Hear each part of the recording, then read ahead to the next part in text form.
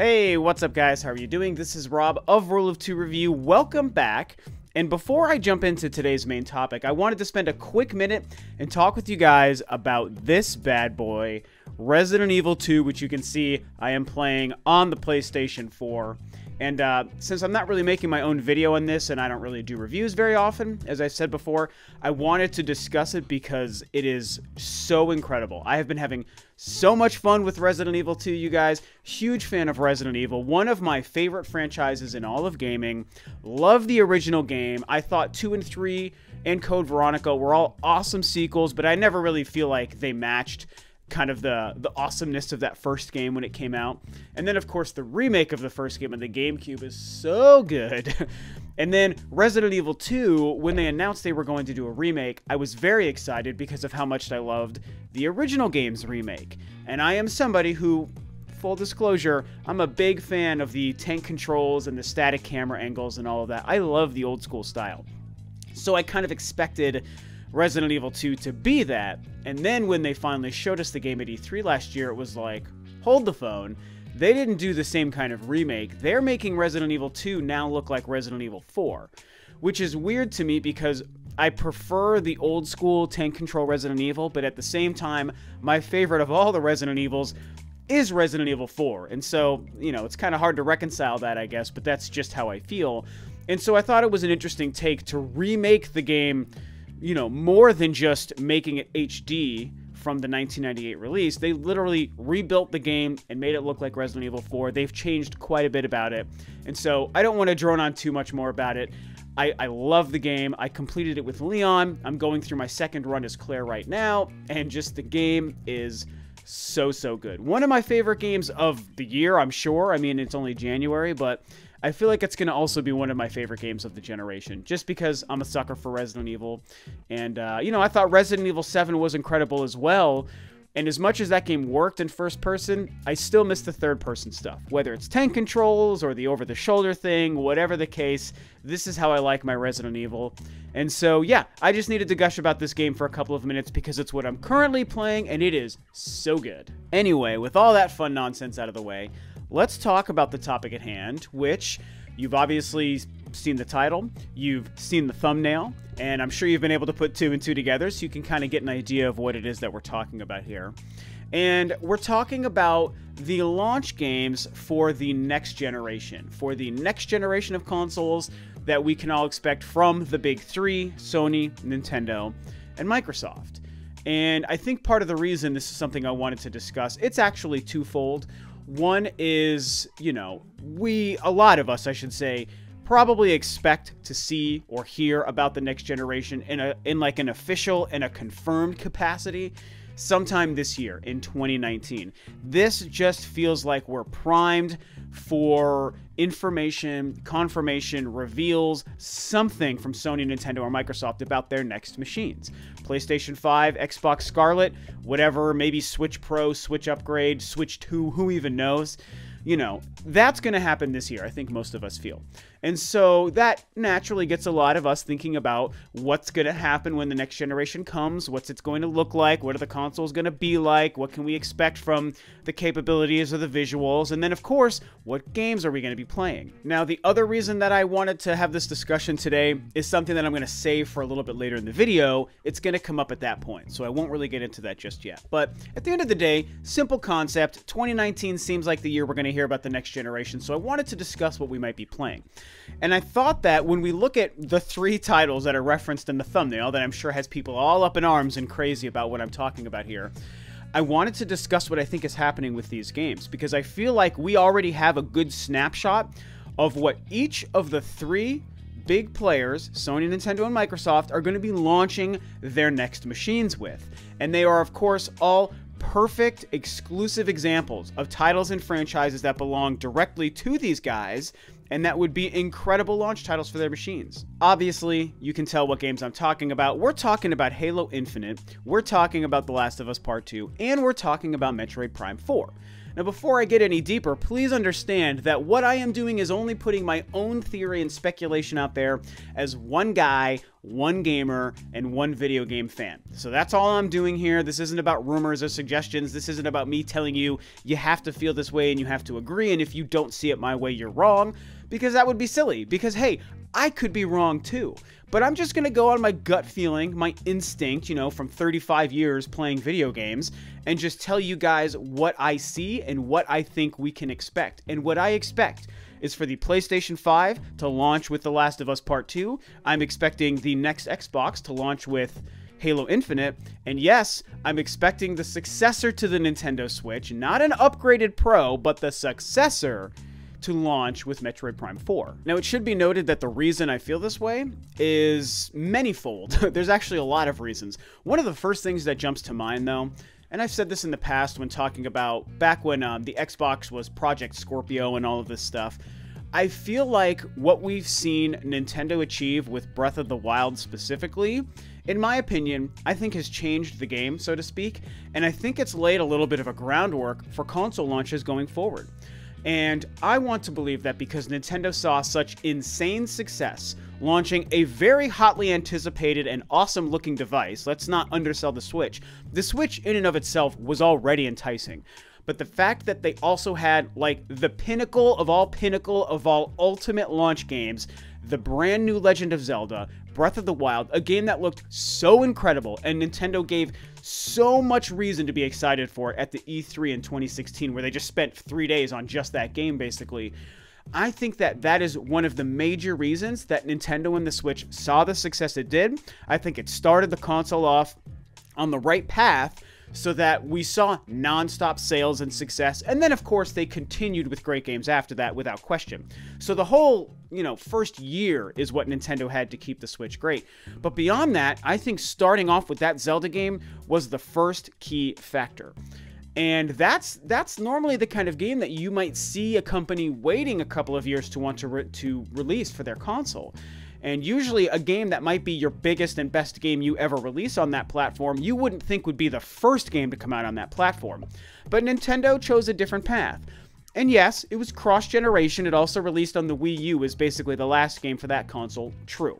And we'll get into that part a little bit later. But when we step away from that and just look at the fact that they launched their console with their newest, biggest, and best game, I think that the rest of the industry, and probably even Nintendo, took note of this, and they saw, you know what? Why, for decades, have all of us been releasing brand new hardware with crap all to play every time? And I mean, with the rare exceptions, when you look at, you know, the Wii launched with Twilight Princess, the Xbox launched with Halo, and the 64 launched with Mario 64. Okay, so those are 3 consoles that launched with one exclusive, great, huge game.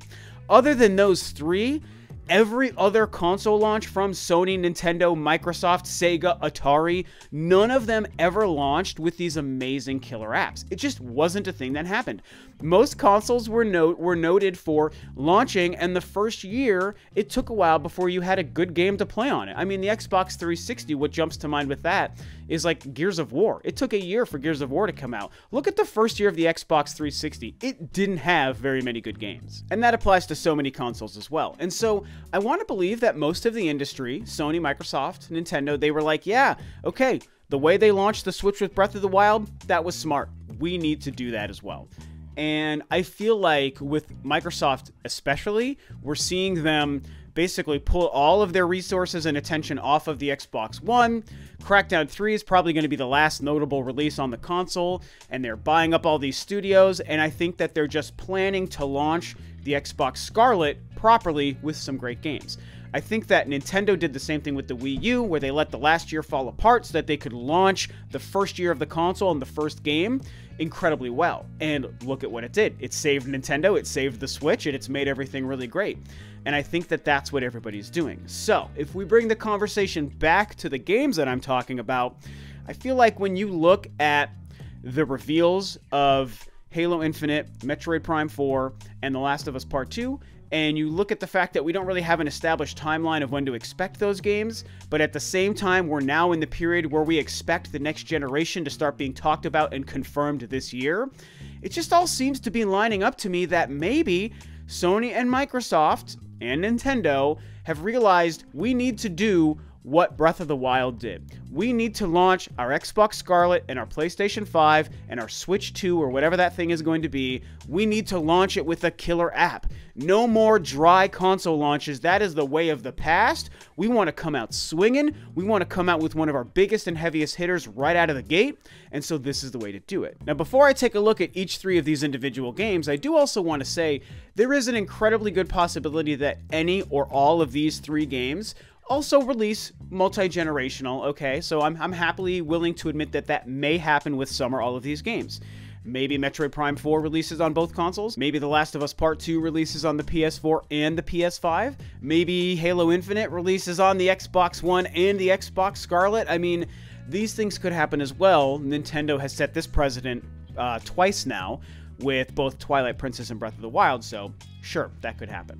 Anyway, let's get into the games real quick. You know, let's look first at Halo Infinite. And Halo Infinite is interesting because it is still a bit mysterious, but we have been told a few things about it that make it also a very interesting title.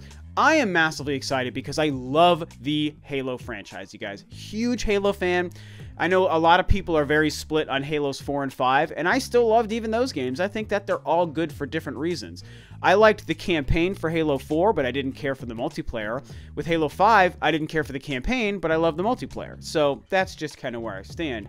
Halo Infinite is interesting because it's not called Halo 6, but 343 has since come out and confirmed that it is technically, yes, Halo Part 6, so it is the sequel to Halo 5. But there's also been discussion about it sort of being this perpetual online world kind of thing. Maybe they're trying to do something like a Destiny or an MMO kind of experience, but in the Halo universe. That's an interesting idea. I'm mixed on my thoughts on that. I kind of just want a regular old, just give me Halo, give me a kick-ass continuation campaign story mode that's 15 hours long, and then a bunch of kick-ass multiplayer online stuff to keep me busy for the next few years. That's all I really need out of it. But if they felt that they need to change something about this game and finally try to change up the Halo formula, I mean, hey, that's their right, and changing is never a good thing, you know. The attempt to evolve is always a good thing to do. And so whatever's happening with Halo Infinite, we just know that it's Halo 6, and we don't know anything about it, you know? We just saw like a barely, whatever, minute-long CG thing, and we don't know anything else. And so, to me, this game seems far off enough that Microsoft could very easily be planning this to launch the next Xbox. That's why I think they're buying up studios and having them work on games now. All of these studios are making games for the next Xbox. They are not making games for the Xbox One, and I think that that applies to Halo Infinite as well. Now, with The Last of Us Part 2, it's a little bit trickier because I feel like more than Halo Infinite, there's probably a better chance that this game releases cross-generational, and I think that's just because this game was announced earlier. We've seen some actual gameplay from the game, and the fact that the PS4 has such a huge install base that they'd be silly to ignore it. Whereas with the Xbox One, yeah, we know it's sold around 40-45 million, which is nothing to scoff at, but it's clear that Microsoft has long since moved on from the Xbox One, whereas Sony still seems a little bit invested in the PS4, and it's insane install base. It's going to cross 100 million units in the next, like, I don't know, 5 or 6 months. And so this is where I could more see The Last of Us Part 2 being cross-generational.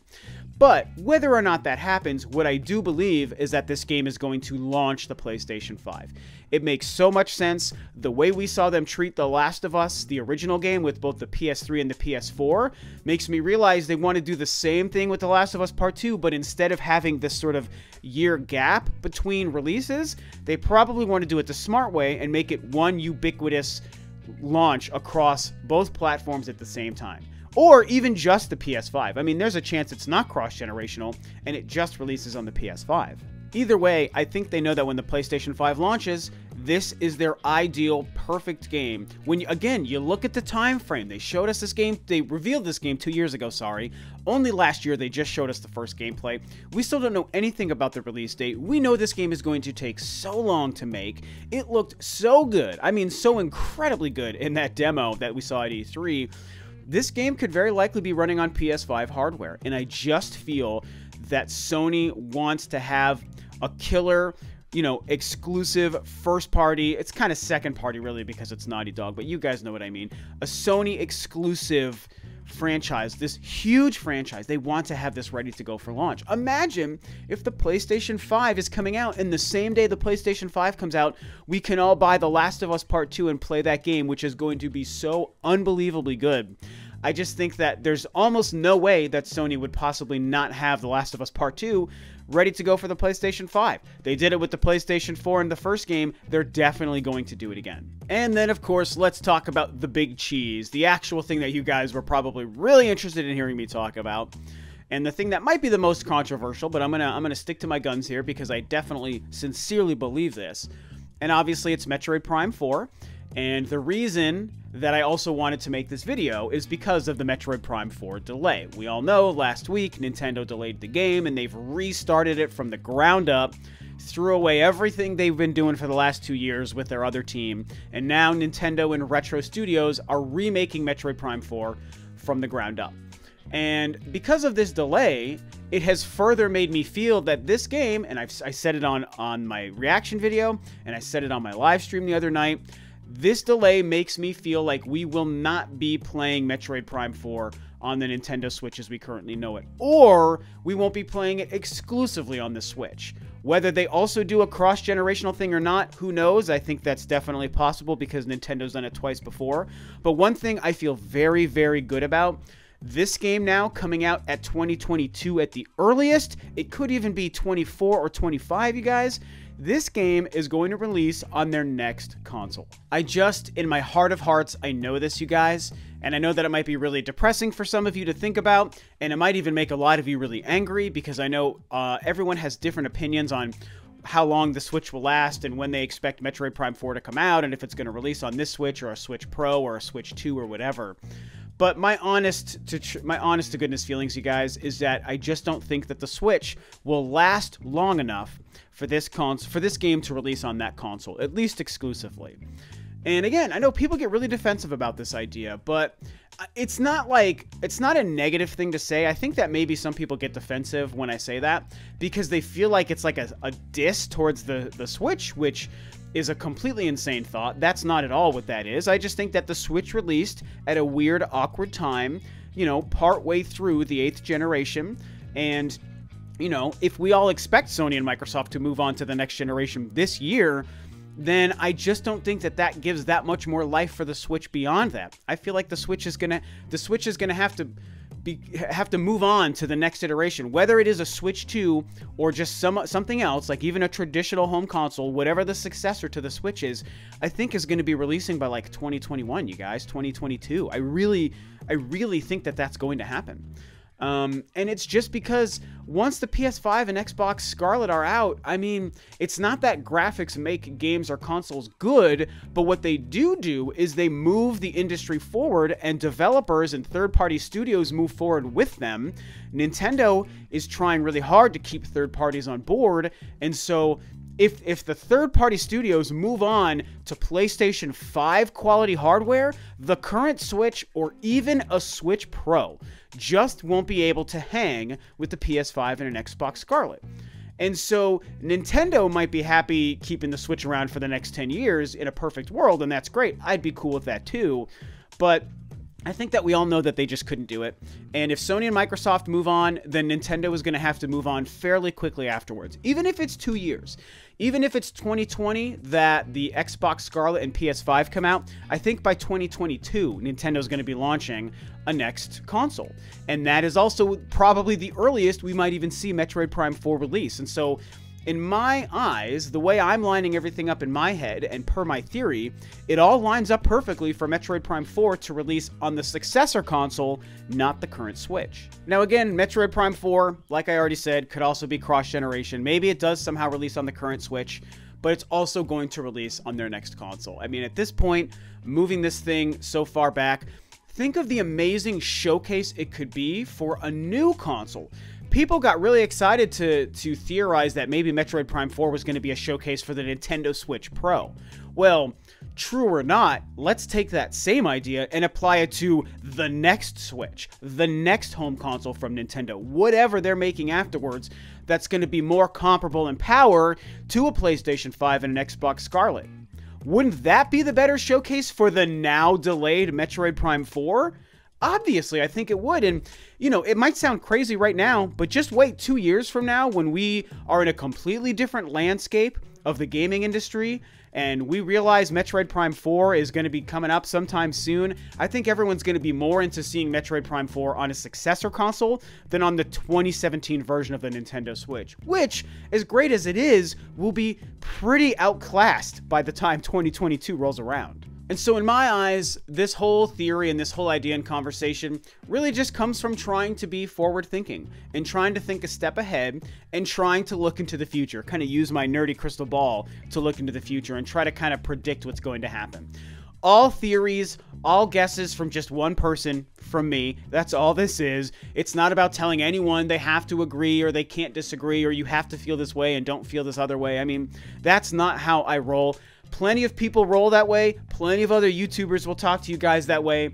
And if that's what they want to do, that's up to them. And if that's what you guys like to be talked to that way, then that's up to you. I'm not going to talk to you that way. I'm just going to share with you how I feel and what I sincerely am thinking. You know, just my gut feeling as a 35-year veteran of playing video games. This is what I feel. And mark my words, one or all of these games are going to end up being launch titles for all 3 next-generation systems. I just truly believe it. And so, now's the part where I get to hear from you guys, and I think a lot of you guys are going to yell at me. I'm expecting a lot of backlash from this video. I don't know why. I just feel like this is a controversial topic, and it's going to trigger some people. And that's fine, man. Whatever you think, share it. You want to yell at me, you want to downvote the video, you want to tell me I'm an idiot and I'm wrong about all 3 of these games. That's fine. It's all conversation as far as I'm concerned. That's why I like to do this, is to just talk about my feelings and opinions. And so this was a big one. So please share what you think, man. If you agree with me, that's great. I'd love to hear from you. And if you disagree with me, that's fine too. And I would also love to hear from you. I just want to know what you guys think about this idea of these big launch titles for the next generation. So with that being said, this video is a wrap. Thanks, of course, as always, for tuning in, guys. This is Rob of Rule of 2 Review, and I'll catch you next time on another video.